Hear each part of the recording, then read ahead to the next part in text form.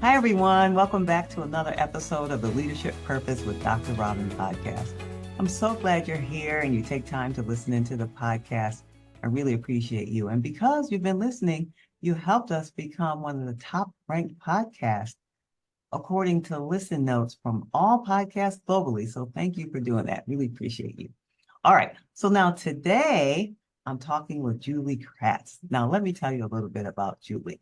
Julie is an allyship speaker, trainer, and author of 6 books. Yes, 6 books.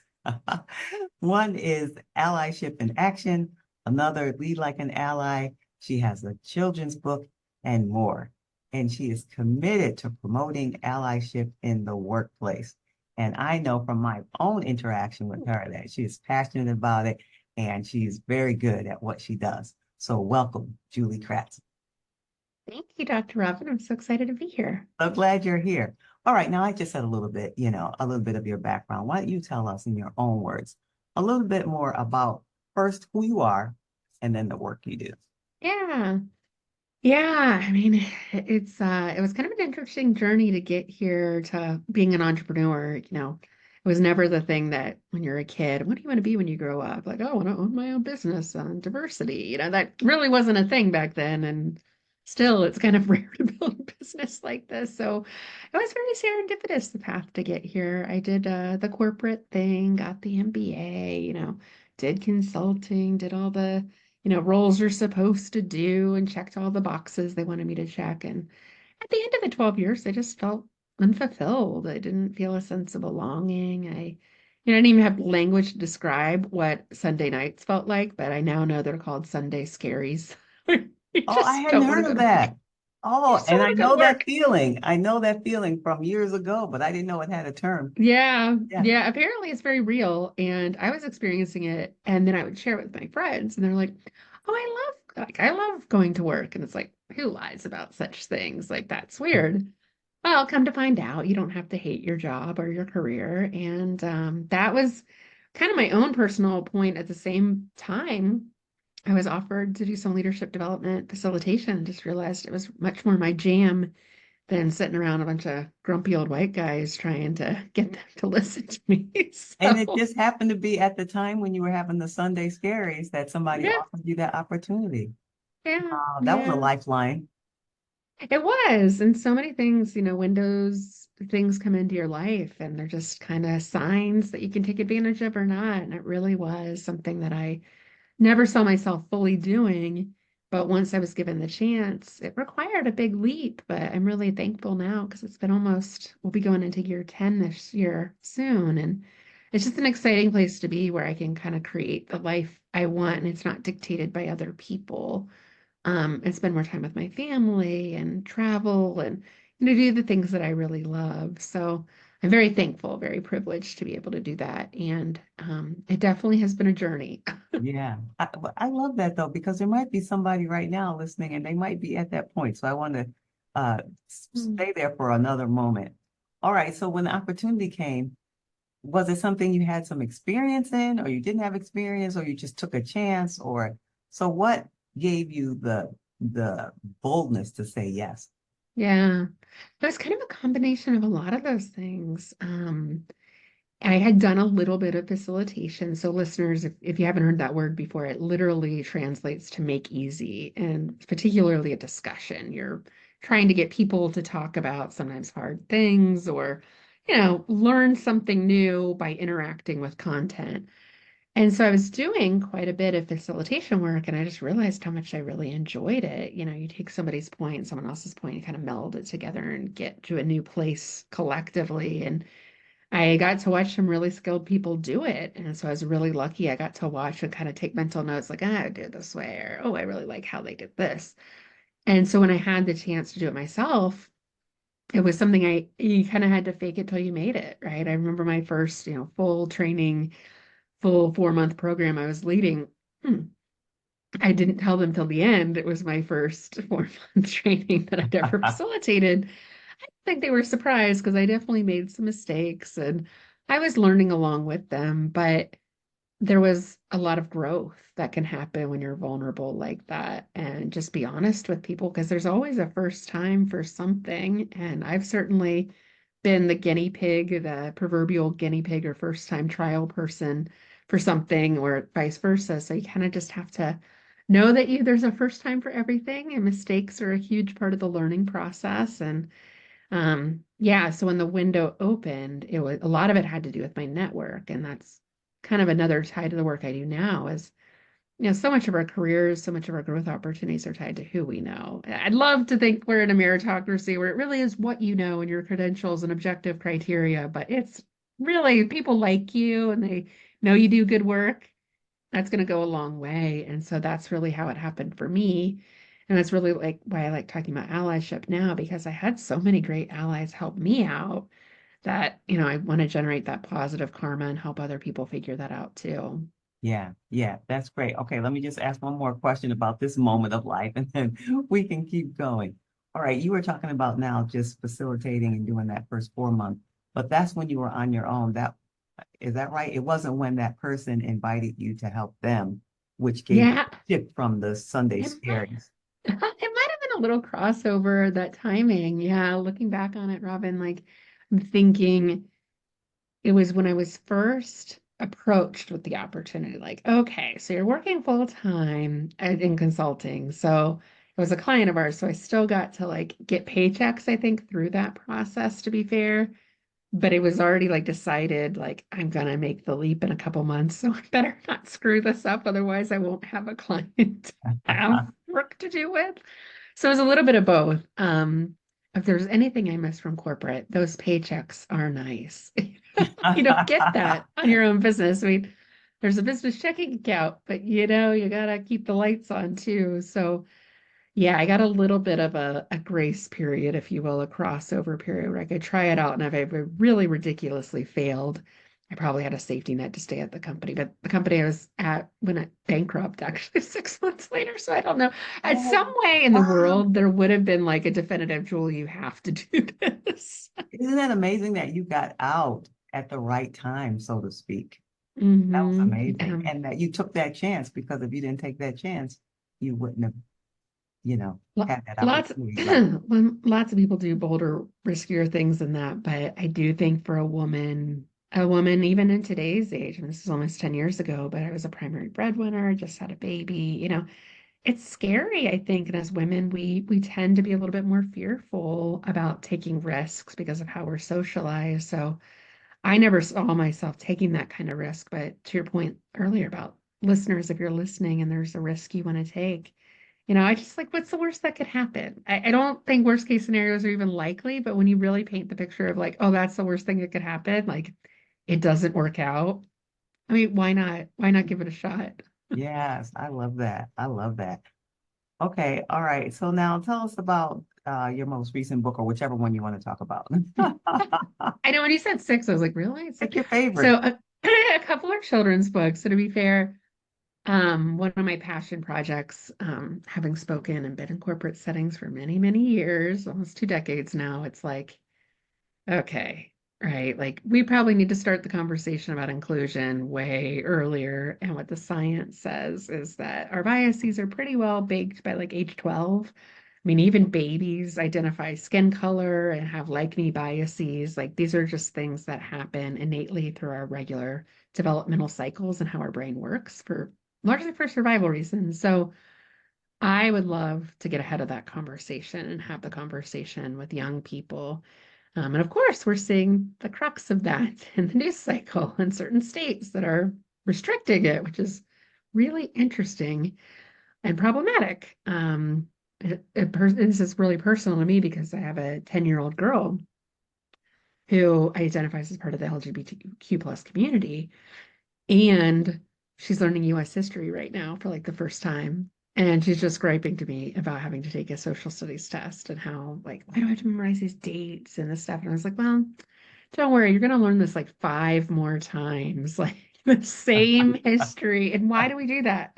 It's intentional on purpose to program people to think a certain way. I mean, anyway, not to go down that rabbit hole too much, but I really love getting to spend time with little people. And so Little Allies is a nonprofit we have. And so all of our book sales help fund tools, information, resources to support the conversation where kids are. And it's harder and harder to get into school systems, but I will say after school programs, libraries, museums, they're hungry for this content because, quite frankly, they have an incredibly diverse kid base.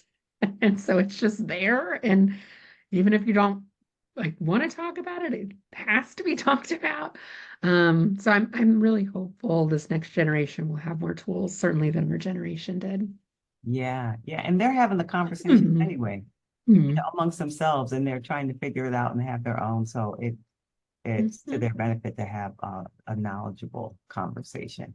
Yeah. So good for you for doing that. I think that's very unique. I don't know. Yeah, there's not a lot out Yeah, there. I don't hear it a lot. So good for you for getting ahead of it like that. What's the premise of pick your favorite children's book that you've written? What's like the main premise? So the Little Allies is the one of them. And Charlotte wants BFF is one of our other ones. And I got to write that with my friend Simone, who we host a separate podcast called the Inclusion School Podcast. So that was a passion project because it was kind of based on our daughters and how they might become friends and how racial identities might come into that conversation. So it was something we both experienced. It was kind of like one of those perspective taking books. The Little Allies book. Is about a little girl named Allie, right? So it's kind of a play on words there, that like goes through a school day or school week rather, and every day there's kind of a vignette, a short story about a kid that's different, special needs, or speaks a different language or a different race. We did a bit on gender non-binary because there's such a conversation around that right now, and kids are having that conversation. Adults are like, holy smokes. So it was actually more for the adults that I wrote the book. It's like these conversations will find you. Wouldn't you rather have it proactively versus your kid comes home from school one day and it's like, holy smokes, I don't even know what to say about this, whether it's how they identify, their friends identify, whatever comes up, because it's going to come up. Um, and it came up with past generations too. We were just shushed and we were told not to talk about these things, but kids nowadays, there's just so much access to information. We can't expect them to behave that same way. And that was not helpful then, and it's certainly not helpful now. So, we built a discussion guide. I think one of the things that parents and caregivers and educators really need, even the best educators, in your work in education, like even though you might be really good at training or educating or teaching, like the subject of DEI, diversity, equity, inclusion, is not something natural that comes to people, especially, as being a white, straight woman. It's something that we weren't taught for a long time growing up on purpose to kind of keep us quiet. And so, if we can help educators and caregivers just open the conversation up a little bit, and we're just talking about differences and respecting differences, like y'all get to keep your beliefs. No one's trying to change your mind. It's just about communicating and understanding differences and respecting differences.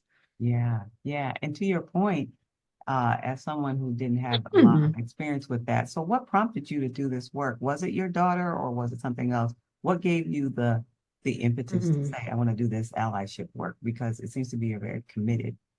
Yeah, thank you for that. Yeah, it's almost like I said, entering year 10. So 9 years ago where the conversation was. There wasn't a word like allyship wasn't being used very much, if at all.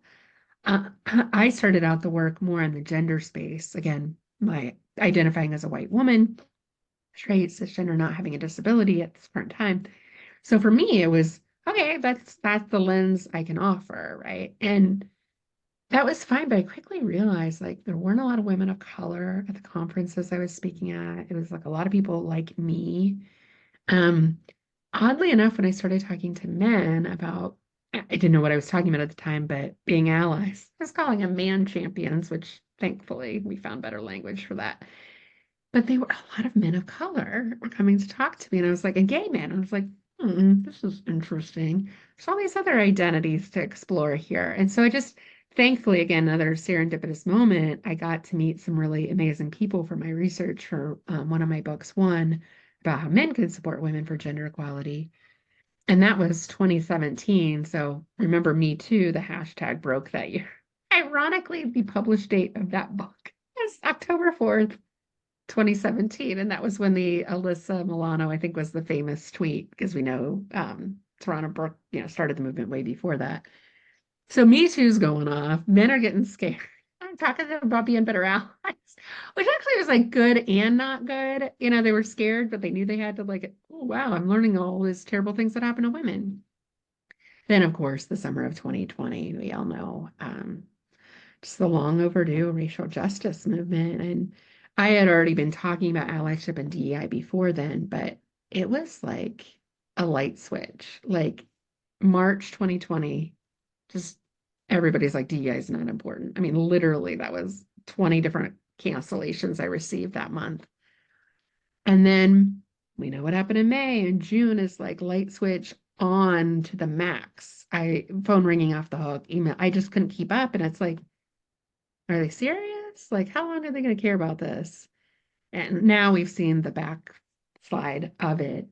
But to answer your question, Robin, I think it's just really important that when you see, I'm very closely tied to the news cycle and political cycle and social issues, but not all businesses are. They're increasingly intertwined. I think when you see an opportunity, when there's a larger conversation happening, just think about, how can I be a part of that conversation? Like what part of my message could be relevant here? And so I really took it as a personal duty, especially in 2020, to talk to white people about what allyship was like and why performative allyship was problematic and why we needed active allyship. And so that kind of led to a later book about allyship in action. But now with the DEI acronym being so weaponized, allyship is again a term that people are curious about and like. So I don't know what to make of it. You can call it whatever you want. It's really the same thing. I will call it what you want me to call it, but it really is the same content, same conversation. And the good news is that you're doing the work, for when these ups and downs, and particularly the ups, because it means that you're contributing to a problem that has to be addressed. And so your work is making a contribution to that, even in the ebbs and flows of the Yeah, emphasis on it.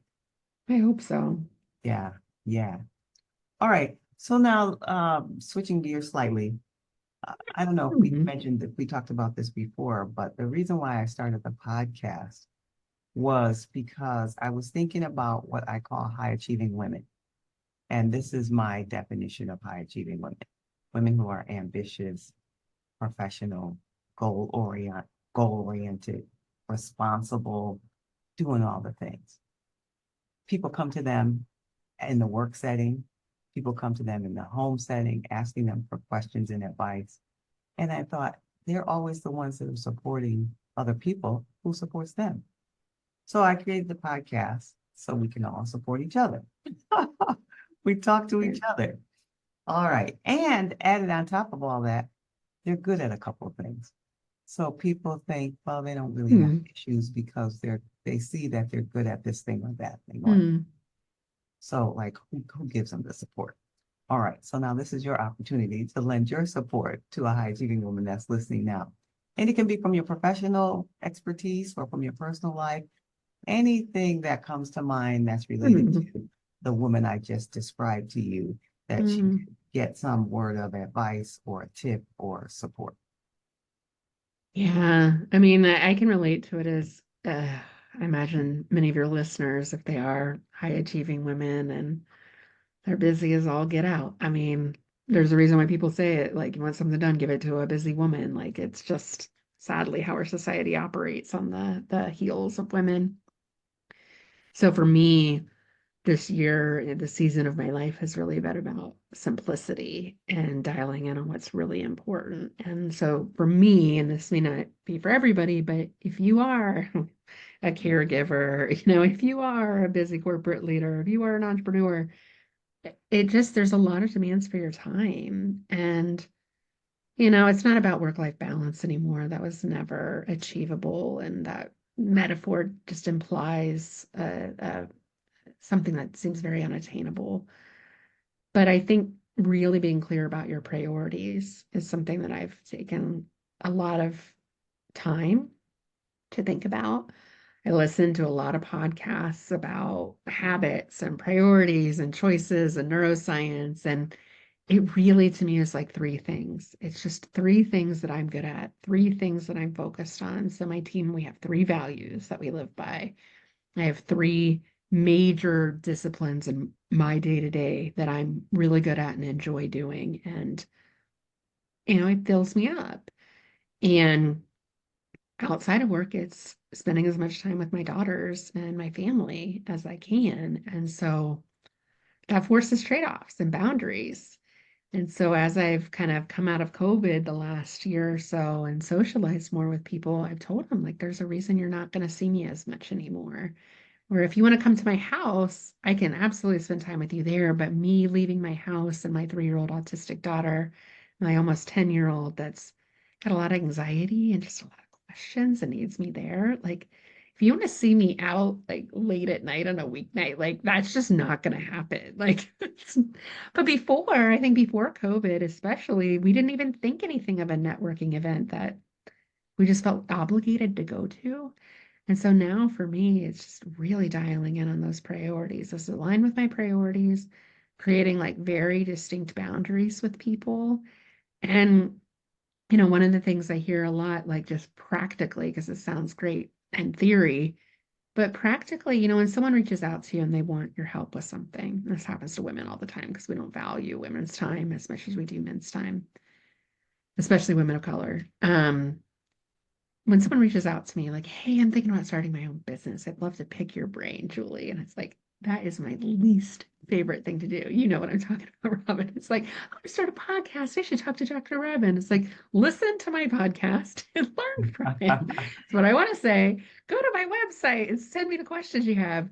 So I used to take all those calls, and I trust me, I'm not trying to be cold-hearted. It's just it takes a lot out of you to do those calls, especially more than once or twice a month.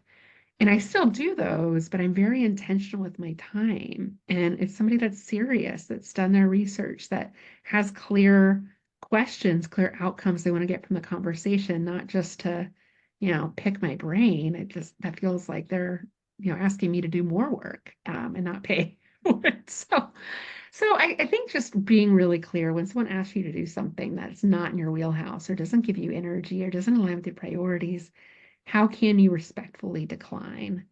And you don't have to even give them an excuse or just say, I'm not taking those calls right now. I have other priorities. No is a complete sentence. So I just think women sometimes we have to just reset our own. I hate to just keep saying priorities and boundaries, but being really, really clear on those. And you don't need to apologize to anyone for having those either. Yes, yes, I can imagine that there's someone listening right now and really taking that in as a reminder Mm. because we hear it, but to hear it in the way that you expressed it, I really believe that's gonna help somebody. All right, so now you know the podcast leadership purpose. Purpose is something that I think is, I would say, one of my favorite topics to talk about and to be about and to do. But anyway, all right. So do you think it's important for you or others in general? You can answer either way, for you or others in general. Think it's important to have a sense of purpose in their work? And if so, why? And if not, why not? Mm, mm. Yeah, I mean, my career story is like a pre-purpose, post-purpose narrative. Like, yeah, when you don't have purpose in your work, I mean, I think there are some people that don't need that. Like some people, but I would even argue, I would just, listeners, I had a weird hospital stay recently. So here I am, not able to do anything observing the culture of a hospital because I'm a nerd and like to do that. But the person that took my hospital bed from room to room, the person that just called the bed runner, he was so engaged in his work. Like he found purpose. And I thought he's transporting really sick people. Like if he can find purpose in that, we can find purpose in all the things that we do. So I would argue, even if your job feels insignificant, there probably is a deeper purpose there you can tap into. And I just love being around people that are engaged like that because I was like, wow, he is like, he clearly like got a goal with his turns. I mean, he had it like down. He had like a timing thing. I mean, it was just fun. It was Love fun that. to be around somebody like that. And then, you meet like a surgeon later that's like very grumpy and clearly stressed out and probably doesn't sleep as much. And it's like this person's not living their purpose. And they're probably Mm. making, 15 times what the other person's making. So it's just, to me, it's so obvious when someone's not connected to their work. And we spend so much time doing work. Even now, where we're getting down to maybe a 4-day work week, maybe one of these days in the US we'll actually treat people like human beings. Like even then, you're working 30 to 40 hours a week. Even that's a lot of time to do something that takes energy out of you. So even if it's not like the most purposeful job naturally, I think you and I's work really lends itself to purpose because hopefully we're helping people. But even if it's not, dialing in on what's important to you personally and finding a connection to your values is really, really important because when we're working inconsistent of our values, it's draining, it's stressful. It's just like you're fighting this like friction that's never going to go away. So it's so freeing when we can connect it. And sometimes I've seen people connect it in existing jobs. It doesn't mean you have to like change industries, change companies. Like I think people get these wild ideas, and sometimes you can just reset in your current role too. And sometimes that means having a hard conversation with your manager or, somebody that could be an ally for you. But again, what's the worst that could happen if you're not happy? Is that something? And I love this question when people are stuck. It's like, what if nothing changes? Mm. What happens then? Because everyone is thinking, well, what if it doesn't work out? Well, what if nothing changes? That's still painful, right? Yeah, yeah, that's very insightful. Very insightful. Well, Julie, you've been so generous with your time. Is there anything, before we tell people how they can get in touch with you, is there anything that I didn't ask or something that's on your mind? You're like, oh, I just want to say this one more thing or something that I missed. Well, I wanted to give you some accolades. I'm launching my new online course right now, and Dr. Robin was amazing. I just spent a short time with her, and you were just so great at helping me flesh out the learning objectives and the format and where I was going to shoot it. A lot of the logistical questions that are so simple for you to answer, and I think your best feedback was like do the content in the place where you feel most passionate, right? And let that passion come through because that's what people care about, not some fancy backdrop or recording studio. And that just gave me such courage to lean into that. And it was actually something my daughter got to help me with. So we went to our local library and shot it. And it was just so fun because my daughter's listening to everything and it's about allyship and DEI. And at the end, my daughter's like, Mom, it's okay if these people don't get it yet. All you're asking for them to do is to try to get it. It's like, oh my gosh, I'm going to use that. So, Wisdom. listeners, that's my first time trying that message. But I was like, wow, if it's that easy for a 9-year-old to see this clearly, like, what is the hesitation with corporate America? Yeah, that was amazing. She got it. She got it. It's great that you had a chance to share that moment together. Yeah, Yeah, it's yeah, special. And that goes back to this conversation we've had. Like when you have work with purpose, like it's really cool that my daughter gets to see what I do and hopefully sees that it's helping, hopefully, someone like her and her friends. And so I take that as a great honor. yeah. That's wonderful. That's wonderful. Well, Julie, I'm guessing people are wondering where can they hear more about you or get your books or just see what's going on with you. How can they be in Yeah, touch? yeah, super easy. Our handle on all the socials and our website is all the same. So it's 3 words, next pivot point. So next pivot point. You can find us on social. Our podcast is the Diversity Pivot podcast.